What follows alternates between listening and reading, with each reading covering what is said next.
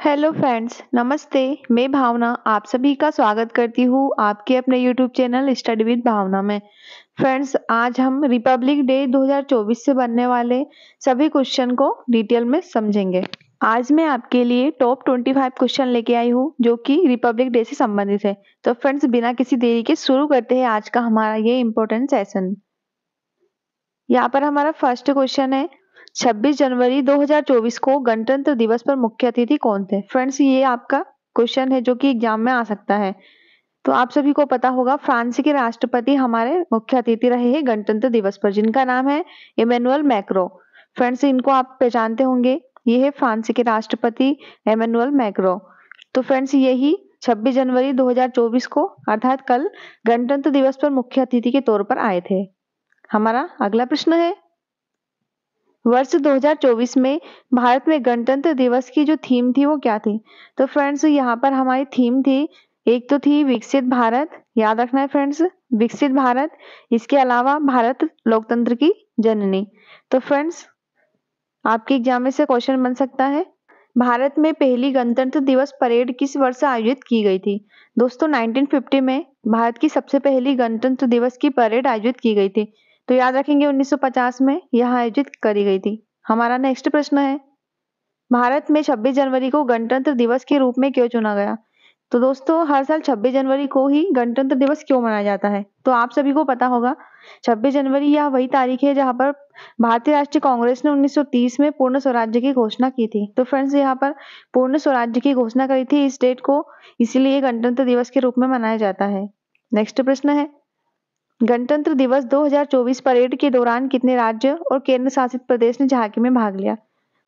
भारत के अलग अलग स्टेट और केंद्र शासित प्रदेशों से झांकी पार्टिसिपेट करती है, जिसमें से गणतंत्र दिवस 2024 में जो राज्य और केंद्र शासित प्रदेश की झांकी ने भाग लिया, तो इसका आंसर हो जाएगा फ्रेंड 16 ऐसे राज्य थे और केंद्र शासित प्रदेश थे। नेक्स्ट है, गणतंत्र दिवस क्यों मनाया जाता है?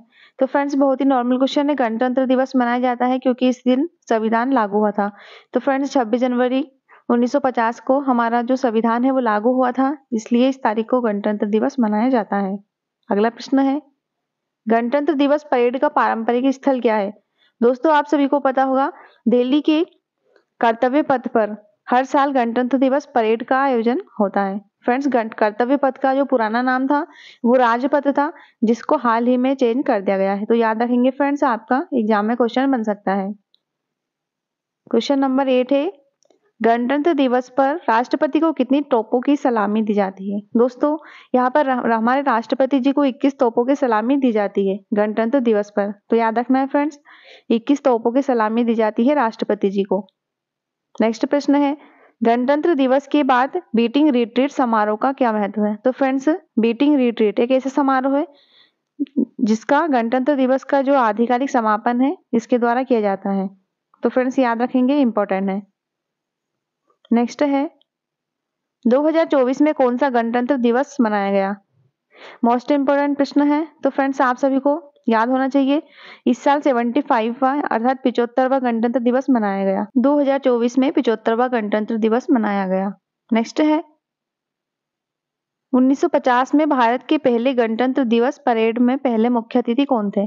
तो जो सबसे पहले गणतंत्र दिवस परेड हुई थी 1950 में, उस टाइम के जो अतिथि थे वो थे इंडोनेशिया के राष्ट्रपति, जिनका नाम है राष्ट्रपति सुकर्णो। सुकर्णो उस टाइम के पहले मुख्य अतिथि थे, इंडोनेशिया के राष्ट्रपति थे ये। इनको याद रखेंगे फ्रेंड्स, काफी ज्यादा इंपॉर्टेंट रहने वाला है। अगला है, परेड के दौरान पूर्वोत्तर भारत के सांस्कृतिक दल द्वारा किस नृत्य शैली का प्रदर्शन किया जाता है? तो दोस्तों, यहाँ पर बिहू का प्रदर्शन किया जाता है, जो कि असम का एक फोक डांस है।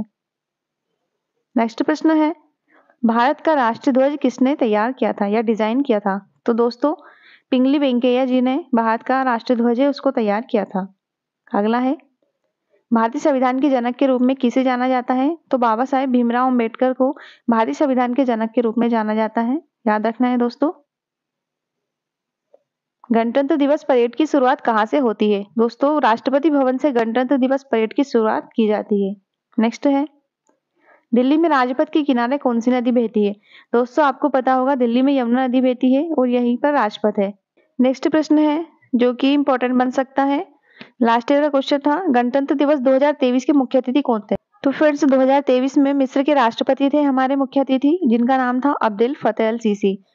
फ्रेंड्स ये है मिस्र के राष्ट्रपति अब्देल फतेह अल सीसी। इन्हीं को 2023 में गणतंत्र दिवस के मुख्य अतिथि के रूप में बुलाया गया था।